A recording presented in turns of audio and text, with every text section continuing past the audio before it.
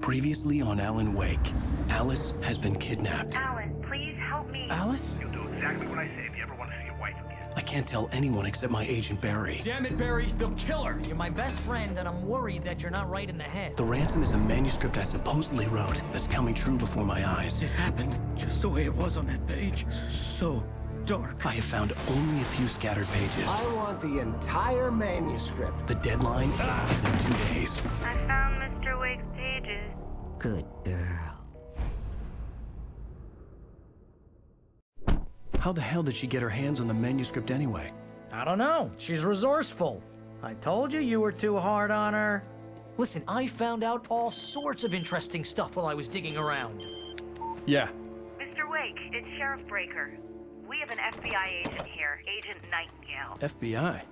He's anxious to see you. You'd better come to the station. Okay, I'll be right over, Sheriff. Let's make this quick, huh?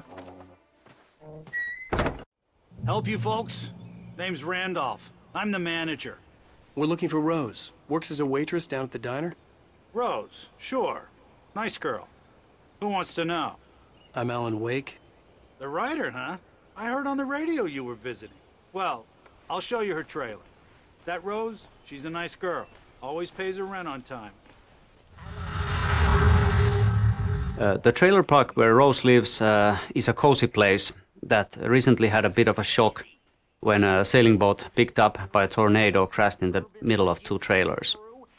This is a location that for a long time looked like it was not going to make it in the final game, but I'm glad it did because I think it's one of those places that helps define the character and style of the game in a visual way. When we went out photoshooting along the Pacific Northwest area, we came across many trailer parks and we have plenty of material for them. So I think that really shows in the authenticity of this location. Zane was heavily into diving, so much so that the place came to be called Diver's Isle. But the volcano under the lake erupted in 1970, and Zane went down with the island.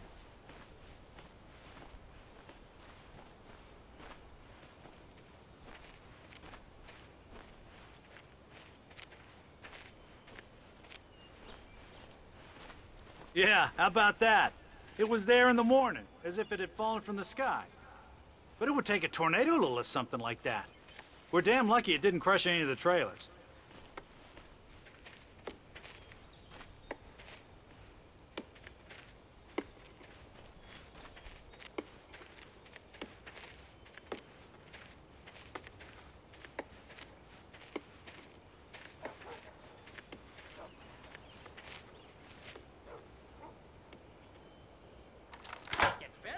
A local girl, Barbara Jagger, drowned in Cauldron Lake just a week earlier. They were lovers. Sure, Jagger's a local spook story. The Scratching Hag comes for you in the dark. Childish stuff like that. Anyway, Al, I'm just getting to the best part. All of the articles about this stuff were written by Cynthia Weaver. I asked around, and she's that crazy bag lady you met. What, the lamp lady? She can be a little loopy, but she's not homeless or anything. Yeah, anyway, she knew both Jagger and Zane before they both died, and she had some kind of a breakdown.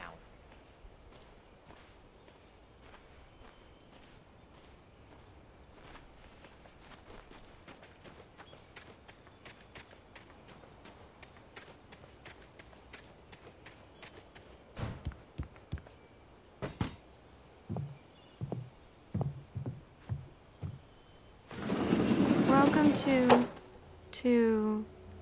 Oh dear, Mr. Wake. I'm so glad you're here.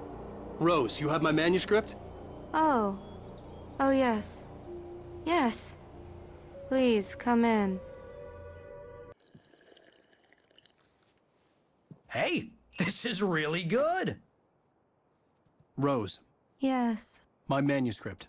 I really need it. I understand. I know what you need. A muse to inspire you. Oh, for Barry, she doesn't have anything. Yeah, hey, Al? Al, what's... Oh... Barry! What? What?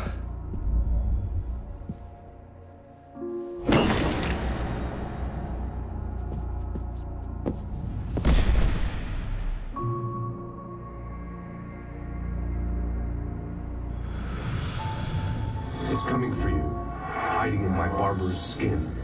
I'm too weak to stop it. You must turn the lights on. I promised I'd come visit you and your lovely wife. You must finish what you started. I insist. You must turn the lights on. Turn the light on. Back to work, boy.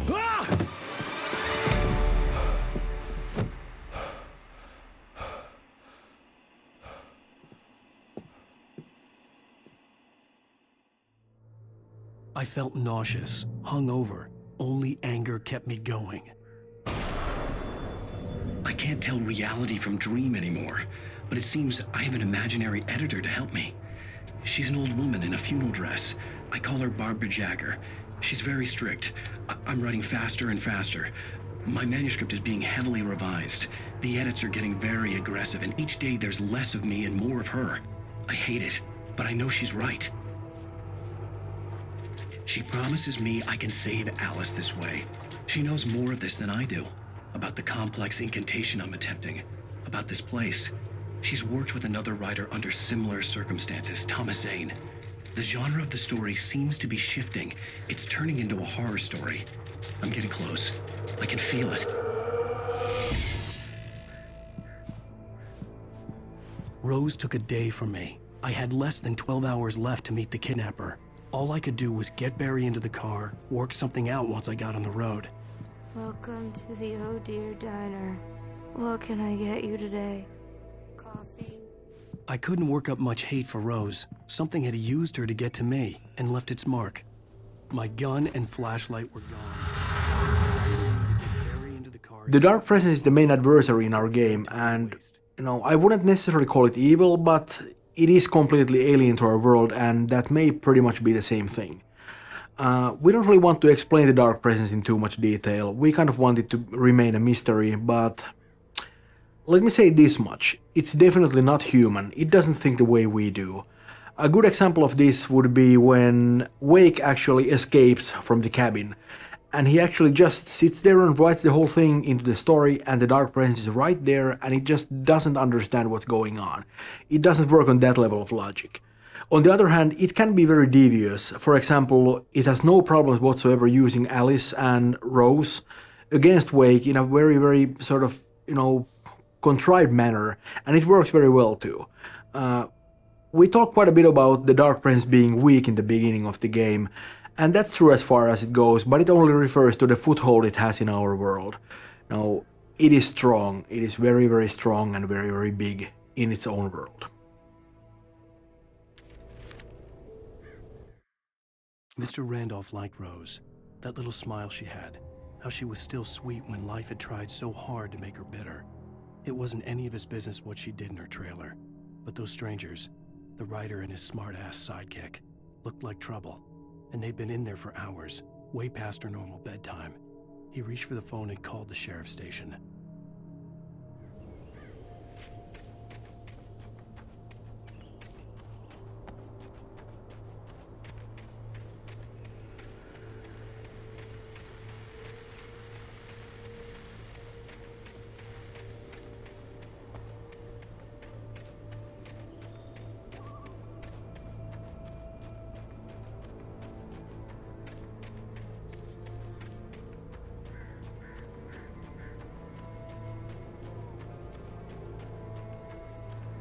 Oh, you're gonna get it now. God knows what you've done to that poor girl. This is Agent Nightingale, FBI! Get him up, Hemingway! You're under arrest! You move a muscle, I'll unload right in your goddamn face! Stay right where you are, Spillane!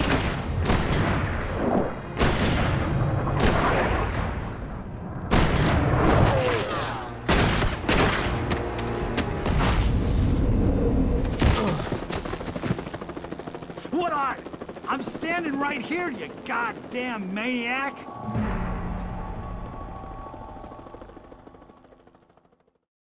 I hated to leave Barry behind, but there was no way I'd miss my appointment with the kidnapper. Give it up, Mr. Wake! Come on! Make it easier!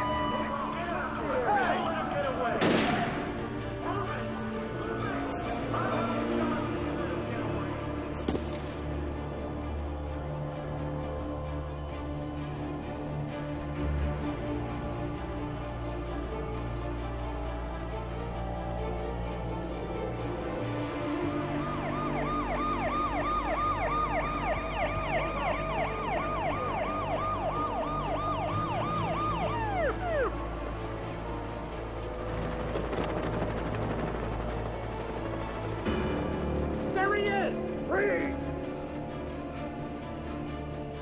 Okay, men, keep your eyes peeled. He's gonna try to make it through here.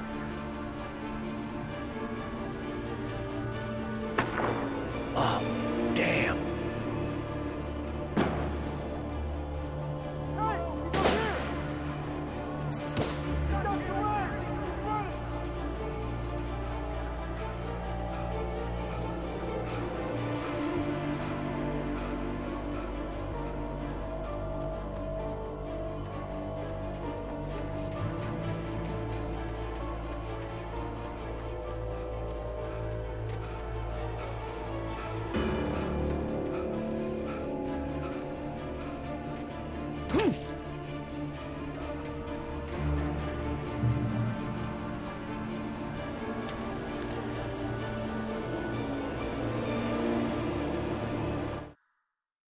For decades, the darkness that wore Barbara Jagger's skin slept fitfully in the dark place that was its home and prison.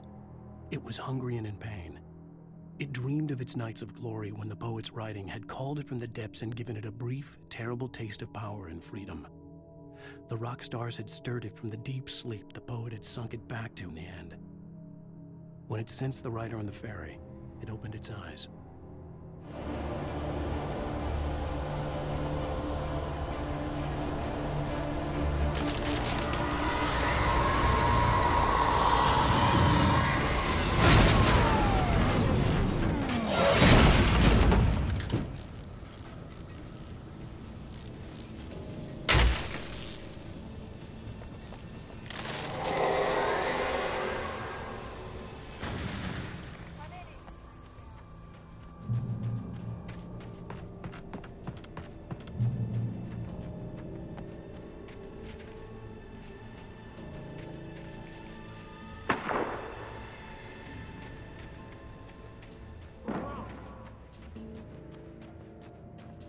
Search the area.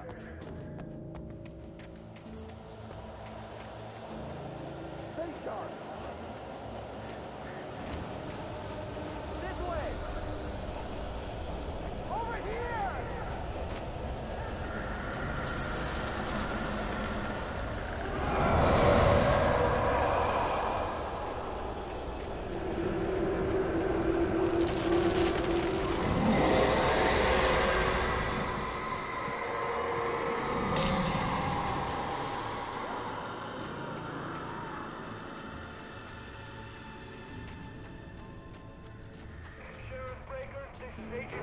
This horror was everywhere I went, circling me.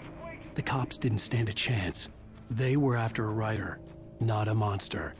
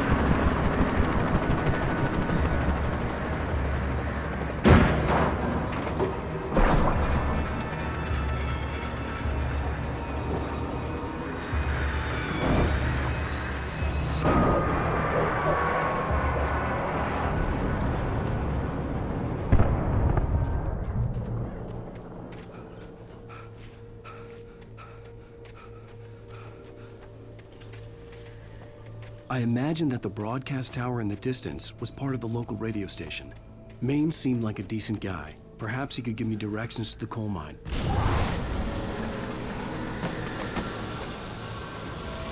Unnatural shadows clung to the gate. The darkness that was after me was trying to stop me. I wouldn't get through without a light.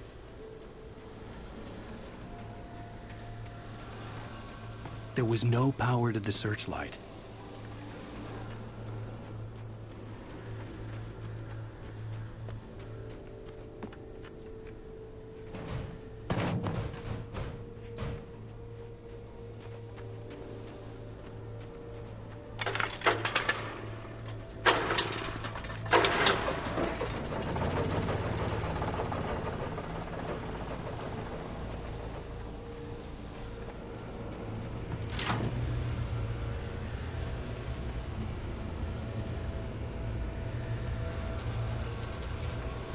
The old generator conked out. I'd have to see if I could fix it and try again.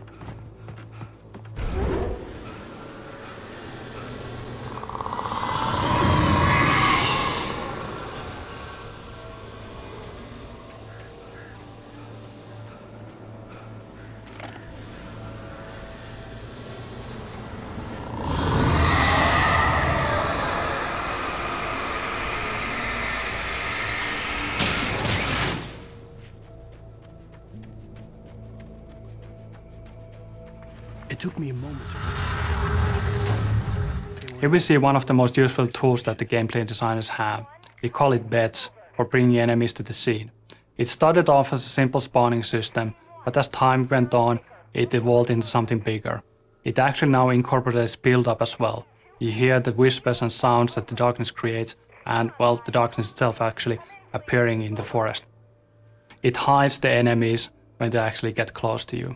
On top of that, we have a reveal system which shows the first enemy attacking you, but we do it only once per combat. After that, you're on your own.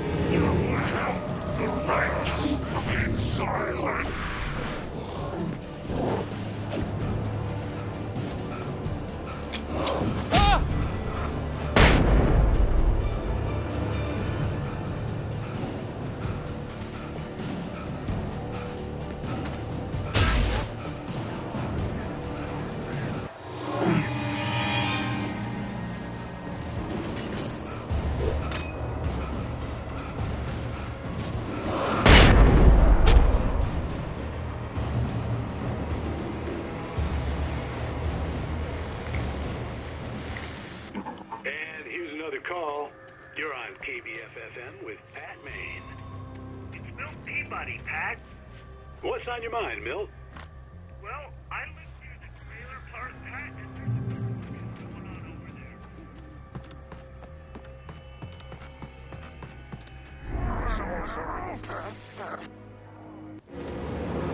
You are later to rest.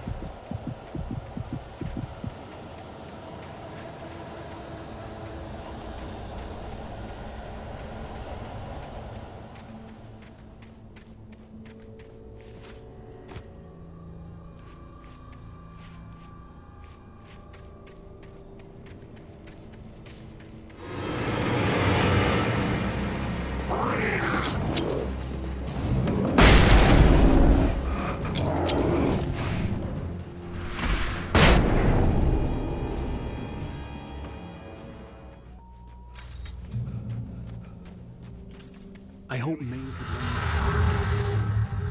We don't see a lot of Pat Maine in the game, but actually he has a considerable presence. One of the problems with Alan Wake was that we really wanted to maintain that small town atmosphere, but that's very hard to do when, you don't actually spend a lot of time in the small town itself. A familiar and dependable radio solved that problem. Also, I think RJ Allison, who plays Pat Maine, did a wonderful job. He really nails the character, and it's so great to be alone in the dark and then hear that warm and dependable voice. Well, thank you very much for that compassionate viewpoint.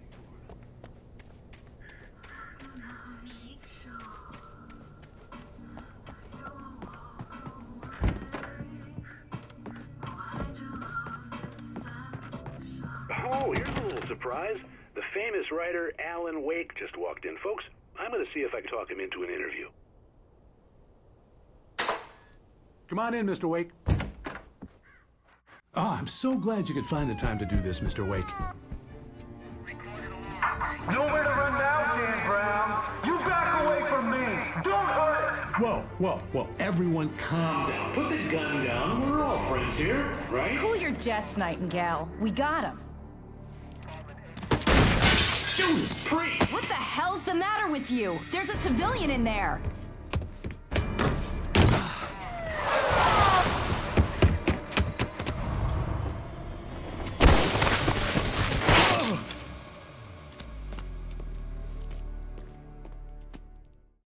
I'll get you yet, even if it kills me. You hear me? You hear me? Here we have another really well set up journey.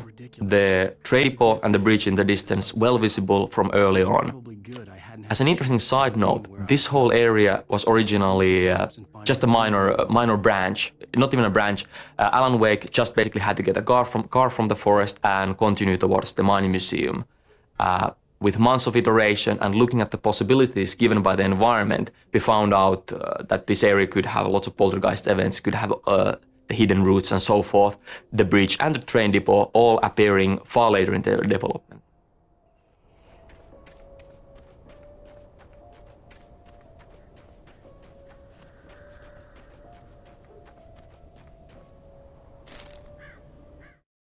Nightingale stared through the broken studio window into the dark woods.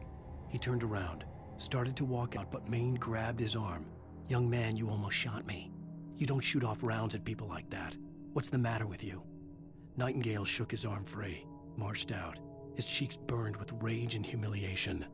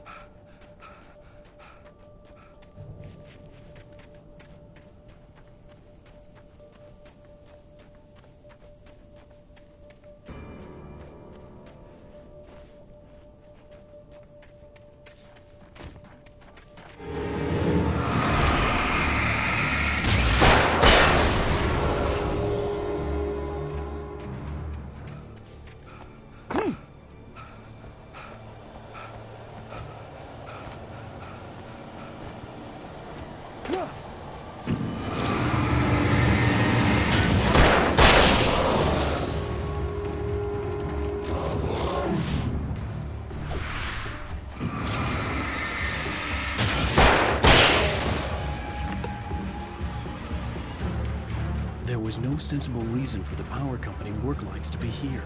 It was almost as if they'd been left for someone like me to use.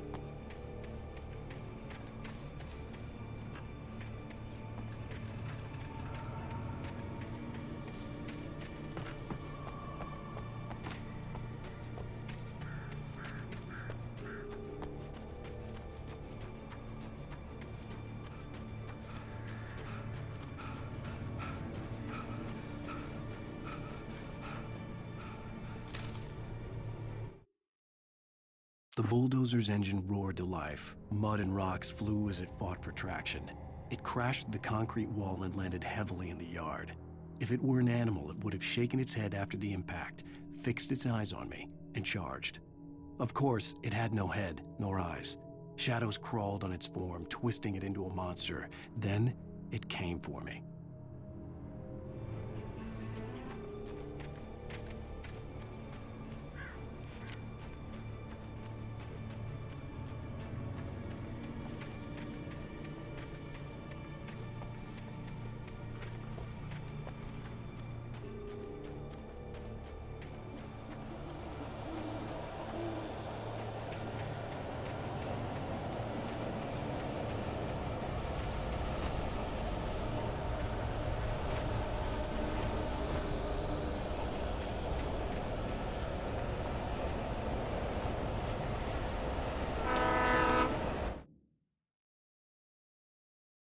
Sarah trusted her gut, and her gut said Agent Nightingale was an asshole.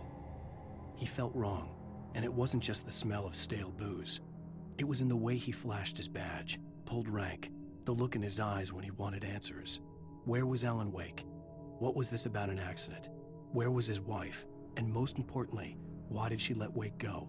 He wouldn't answer her questions. Federal business was all he'd say.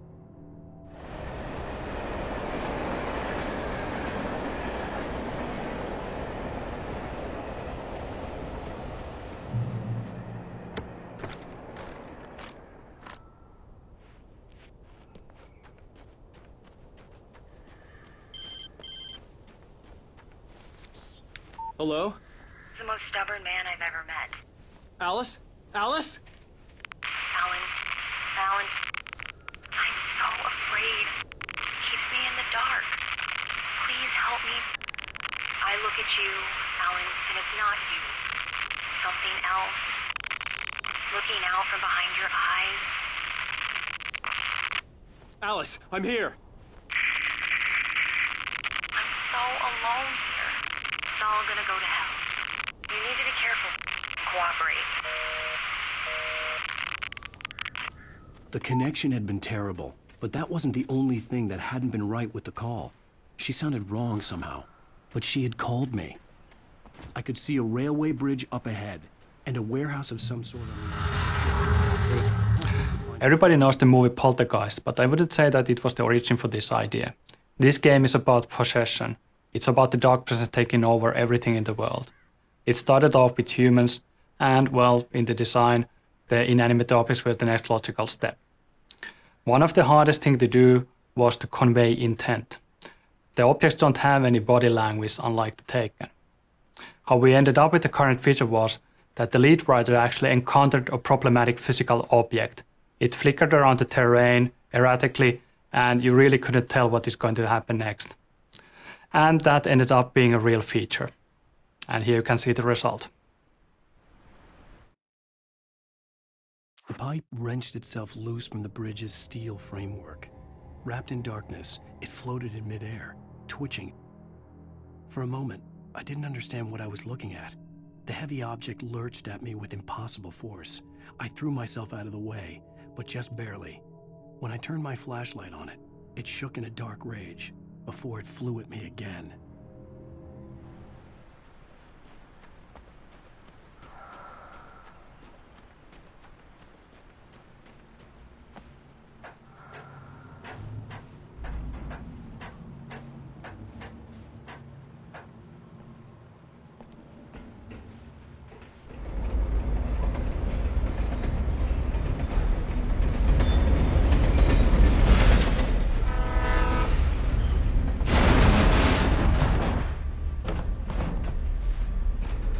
The darkness that was pursuing me was growing stronger, and it was taking over everything in its path.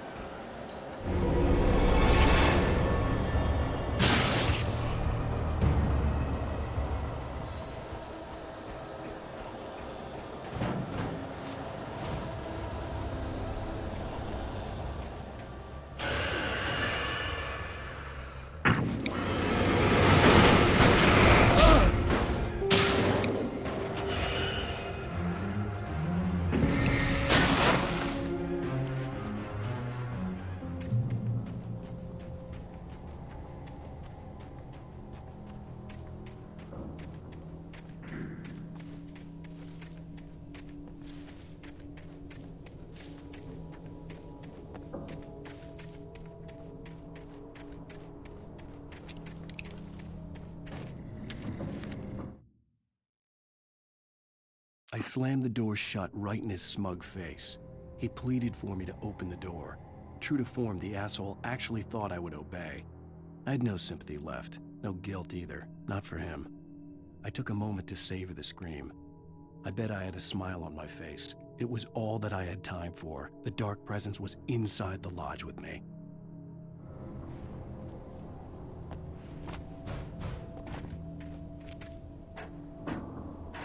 As a teenager, just starting to get interested in writing, Stephen King had been a source of inspiration to me. I thought about all the inanimate objects that had come to life in his books. No one is safe in a good horror story. Certainly not the protagonist. That's what makes them fun. This was anything but. The darkness could possess anything, and it was getting closer.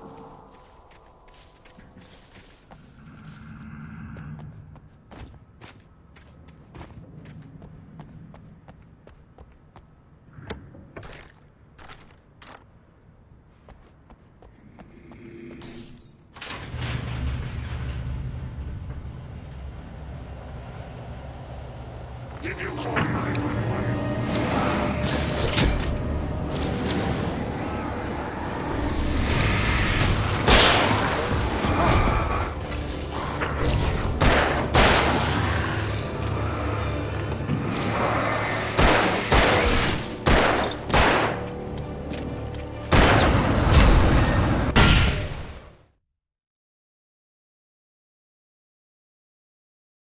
That had come to life in his books. No one is safe in a good horror story. Certainly not the protagonist. That's what makes them fun. This was anything but. The darkness could possess anything, and it was getting closer.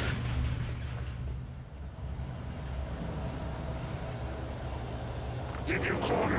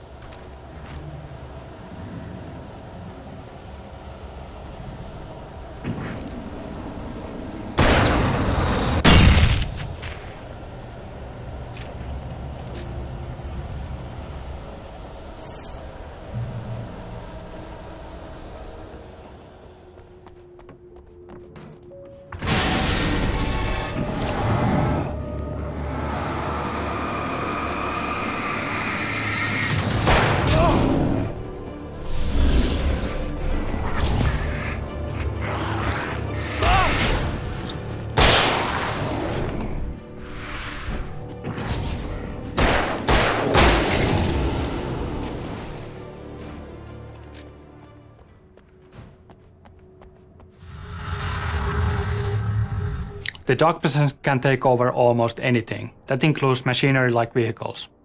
In the next scene you will see the bulldozer attacking you, and it might be familiar to you from demos that have been shown in different shows before. I would like to say that plenty of thought and research went into this, but the fact is that it was basically just a lucky test when we fooled around with the AI and physics. And here you can see the results.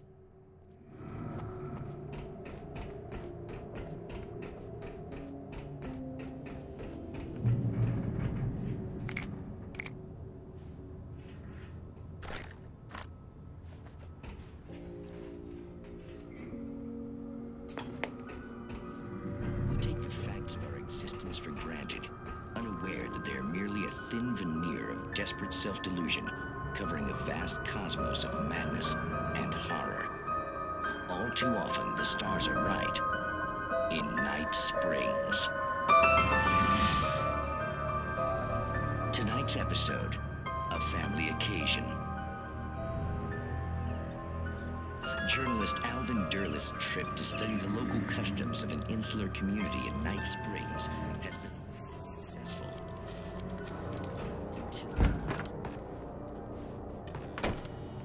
Well, I'm glad you changed your minds about this. The darkness surged towards me, sucking everything loose from the ground into its depths, tugging at my clothes. I saw the flare the kidnapper had dropped and threw myself towards it just as I felt my feet leave the ground. The darkness embraced me with the force of a tornado. Somehow I managed to light the flare. The darkness roared and cast me away. I fell toward the dark waters of the lake far below. Ancient customs, local mythology. My editor loves it.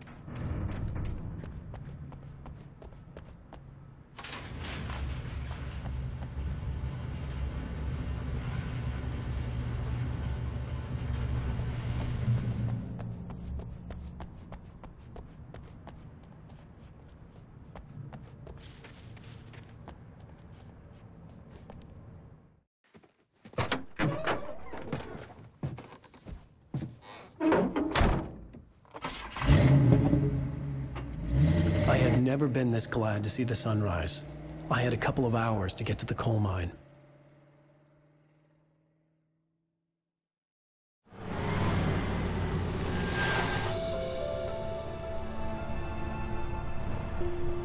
The coal mine wasn't far now.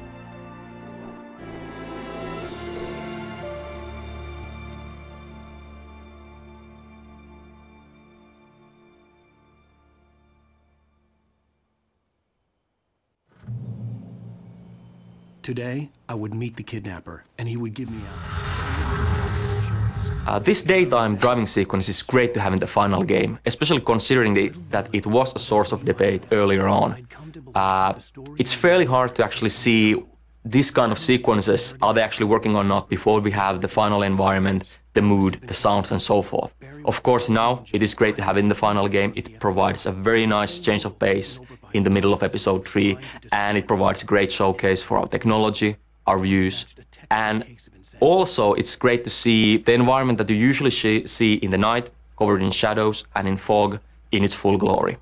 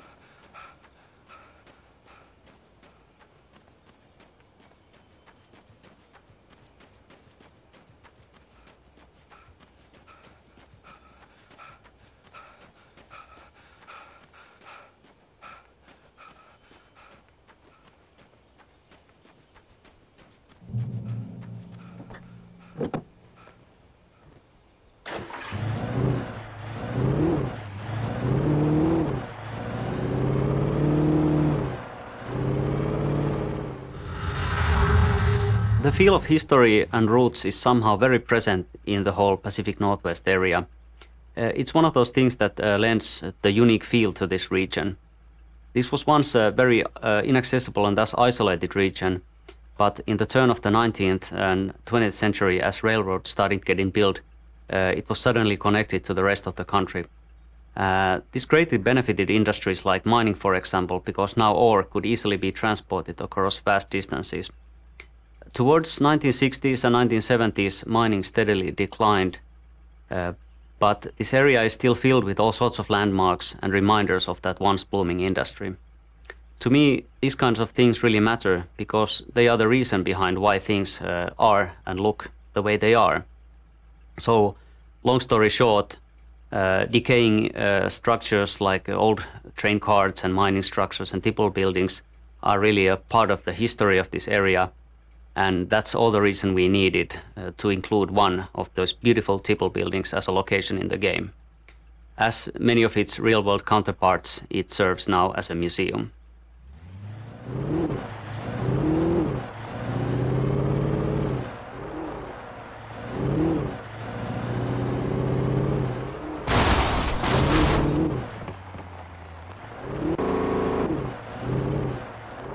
I was early. I was supposed to meet the kidnapper at noon in the main building. The coal mine was quiet. It was a museum now.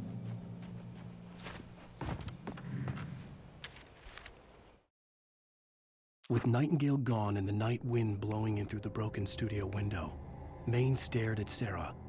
The sheriff looked away. Maine's voice shook with barely controlled anger. That boy's doing more drinking than thinking. I hope you know what you're doing, Sarah. He's got a sickness in his eyes. You take my word for it. He wants Wake for a reason, and it's not for anything good.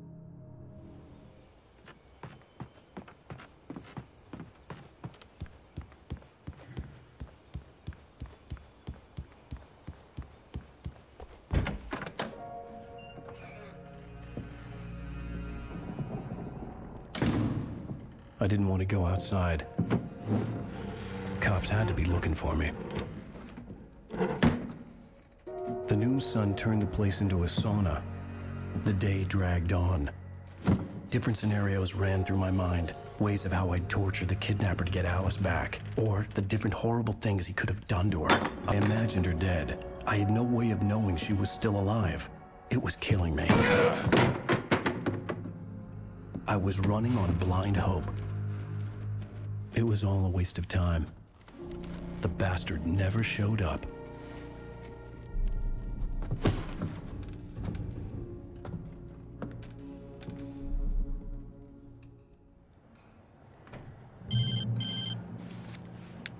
Wake! Where the hell are you? Change of plans. You know where Mirror Peak is? It's a big mountain north of where you are. You follow the path from the mine, you can't miss it. There's a lookout point there. I'll be waiting. I'm through being jerked around by you. You want to see your wife alive? Because if you do, you better watch what you say to me. Do we understand each other? I want to talk to Alice. Yeah, and I want the manuscript. Don't keep me waiting, Wake. Hello? Hello! Ah! I'm gonna kill him! I had to get to Mirror Peak.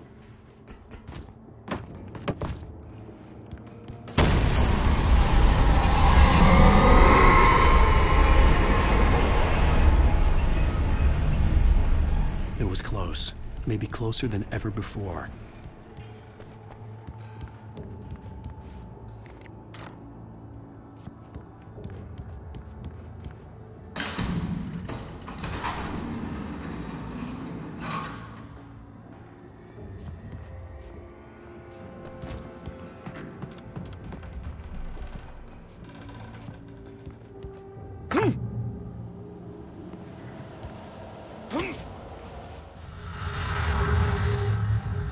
Okay, now this whole kidnapping thing is a red herring, of course.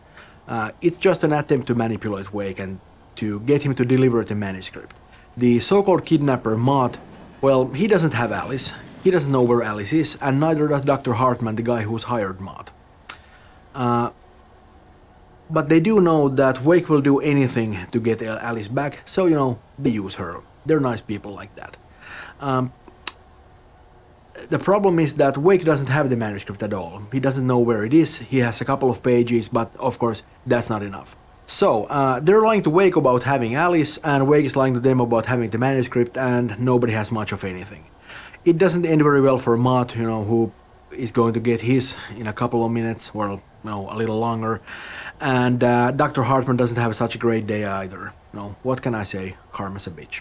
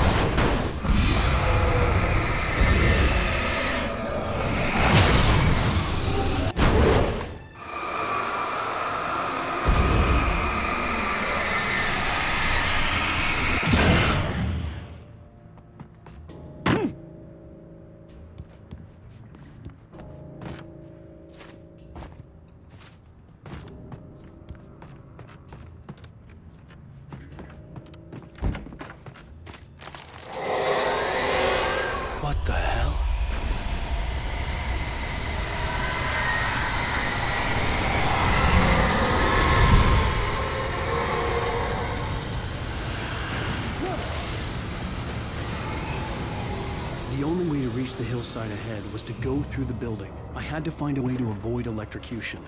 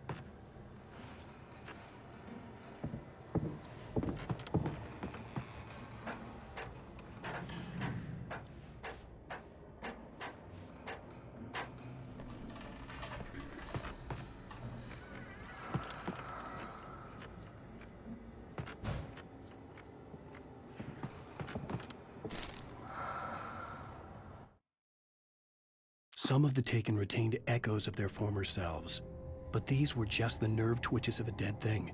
Nothing remained but a shell covered and filled with darkness. In most cases, these puppets were enough for the purposes of the Dark Presence. But for anything more elaborate, as with the writer, it was different. It needed his mind. And so rather than taking him over completely, it merely touched him.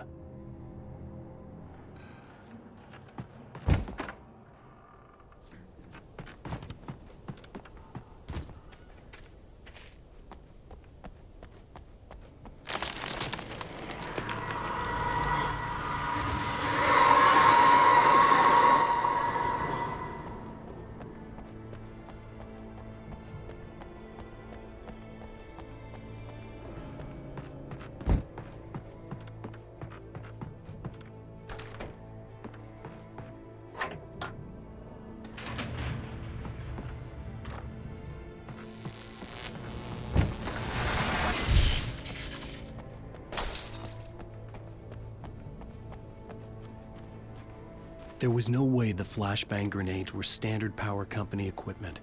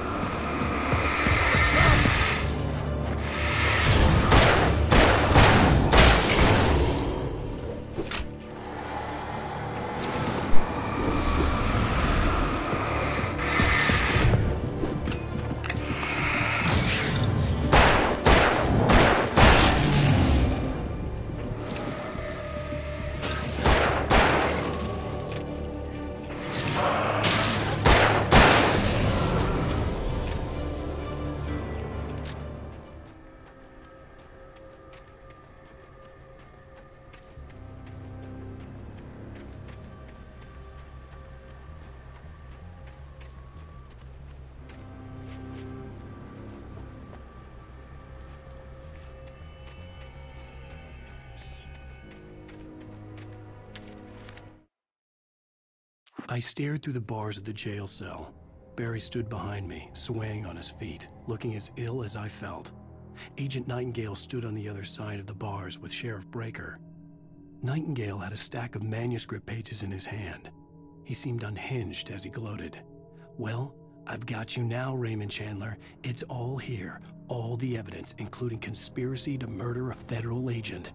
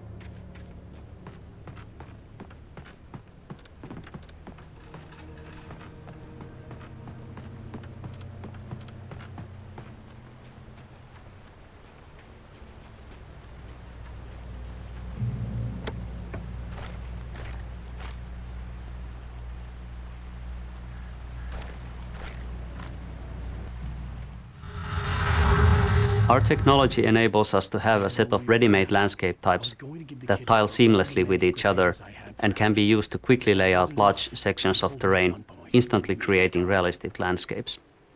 These biotypes, as we call them, contain lots of different information about the resulting shape of the terrain. Things like what the ground is comprised of, is it mud, rocks, or grass, and what grows on it, different kind of foliage and trees, and also its bumpiness. So we don't manually build every square meter of forest that there is in the game, but instead focus our efforts on creating these biotypes so realistic that they can be used to cover a patch of terrain of almost any size and still look realistic. We then cover the terrain with patches of different biotypes that go together very well before finally going over the area with a precision polish.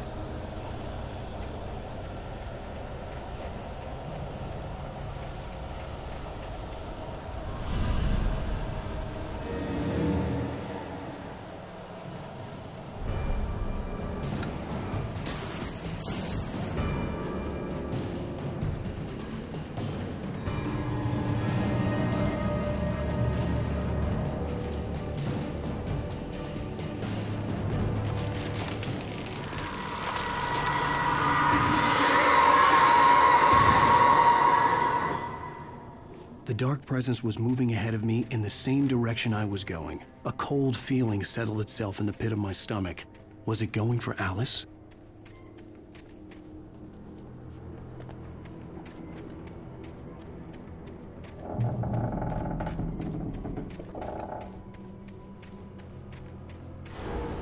The graveyard shift may cause cancer.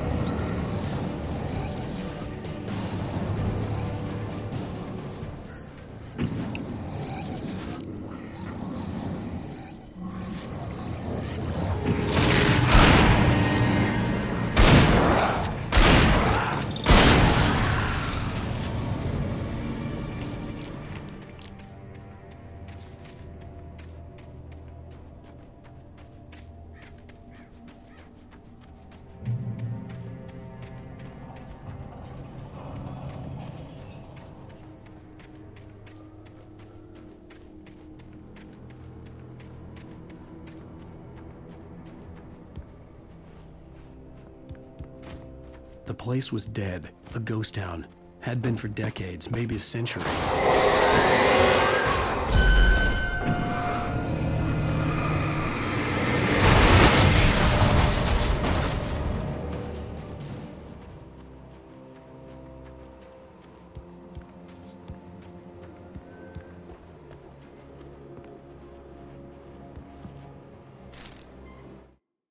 Things were never as simple in real life as in fiction.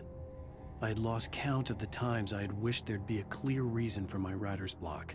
Something to fight, something to lash out on. There wasn't. I was filled with doubt. I was nothing like the hero in my books.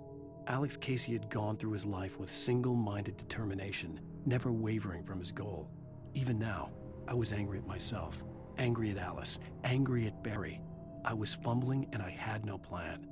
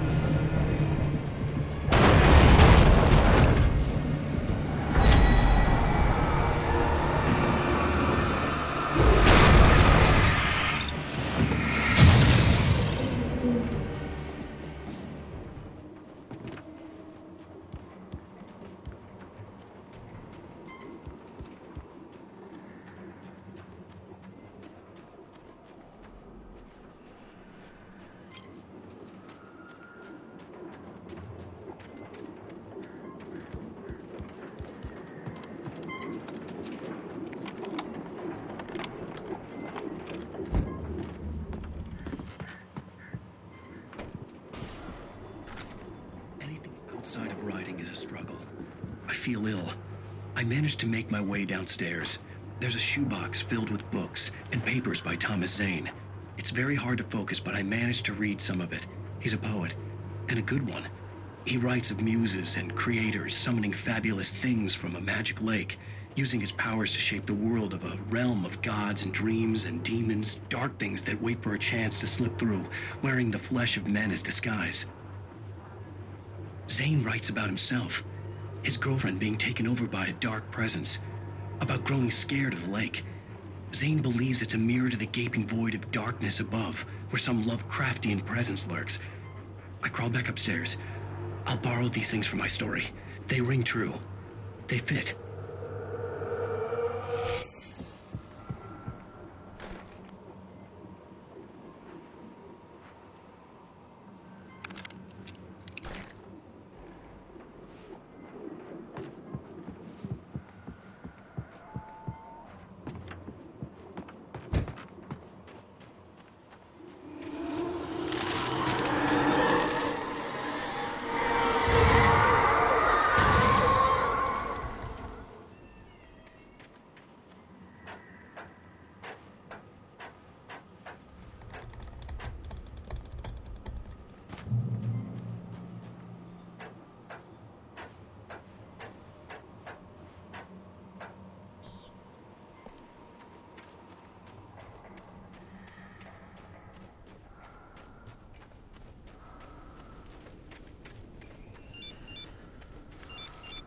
The kidnapper had sent me a text.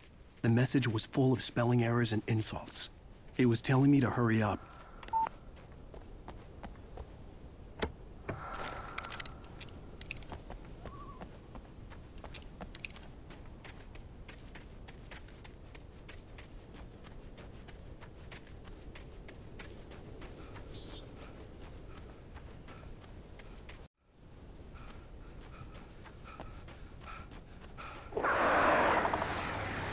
Birds.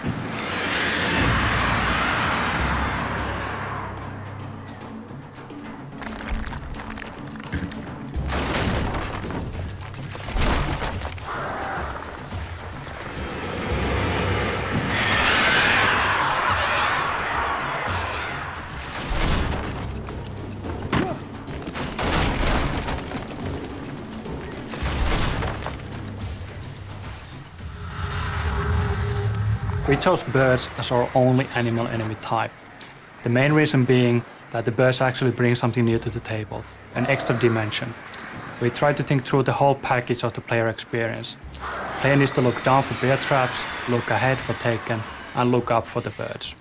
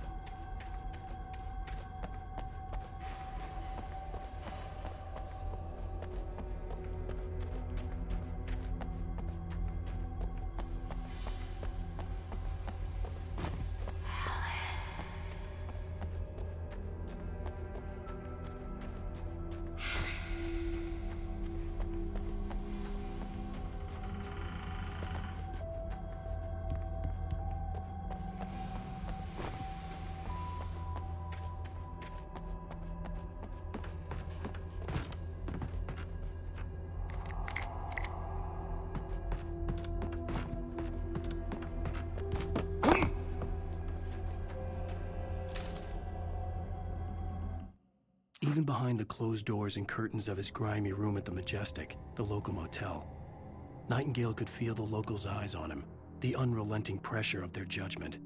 He forced it out of his mind. For all he knew, they could all be under Wake's spell already. You do what you have to do to get the job done. He took comfort from the bottle in his hand. Please, he thought, just let me get through this.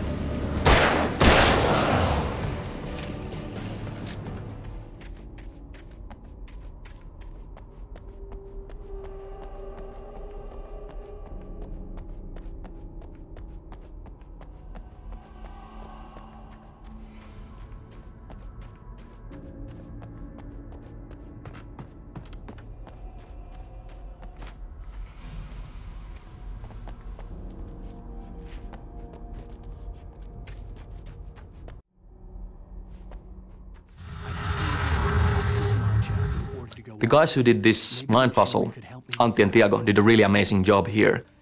This is, again, one of the cases where we started with a very, very low-key design requirement, just something to occupy the player for a moment. But with iteration, looking at what works, what not, we actually got this amazing sequence which does what it's supposed to do. It looks complex, it looks imposing, but it's very intuitive to play, and I hope you actually enjoy going through it.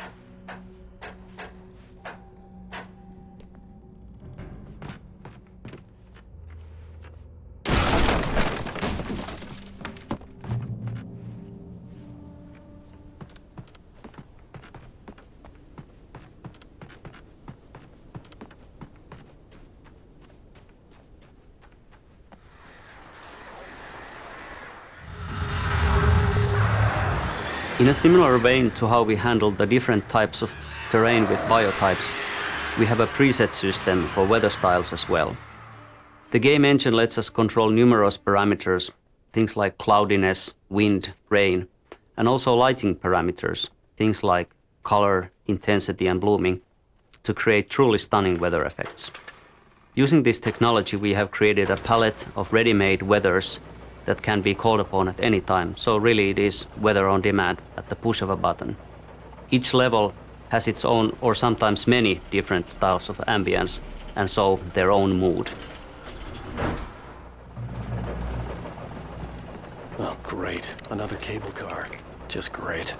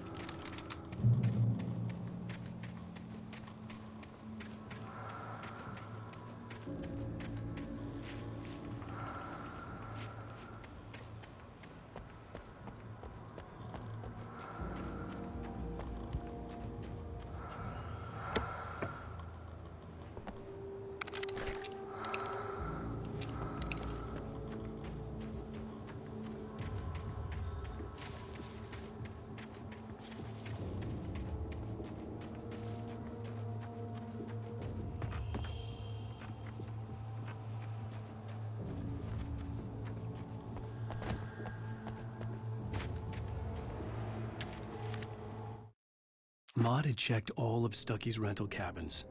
There had been no sign of the Wakes. It was dark when he'd found their car parked at the end of the road by Cauldron Lake. It made no sense. They must have taken a wrong turn, but there was no sign of them, and the car had been there for hours already. Frustrated, Mott stood on the rotten ruin of the footbridge that had once led to Diver's Isle before it sank beneath the waves years ago. The boss wouldn't be happy.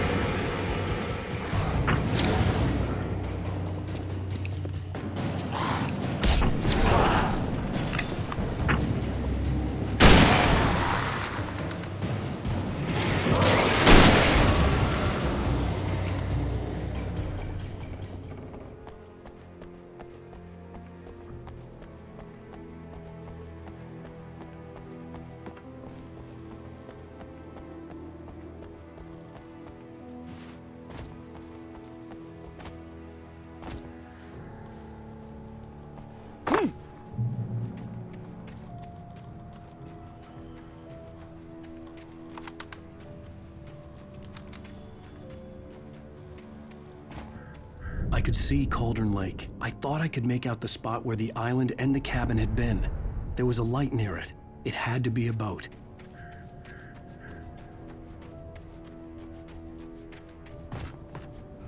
I was close now. I tried to hold on to Alice, but her form melted away. I was losing control. Dr. Hartman stood in her place. I wanted to hit him, but my arms were jelly. He smiled. It was a reassuring smile, and I hated him for it. I had to give you a sedative. Don't fight it. You went through another rough period. Right now, it's very important that you stay calm. We don't want you to have another episode. You're a patient at my clinic. Have been for a while now. I had to get there fast. I dreaded what I would find.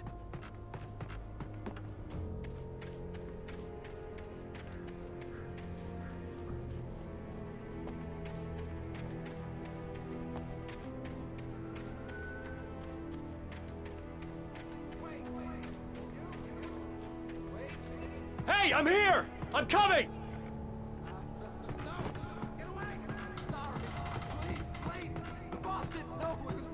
I didn't know. I swear, I didn't know. We don't have his wife. We don't know where she is. She's probably drowned. We just said we had her to make him play ball. You see? To get him right in.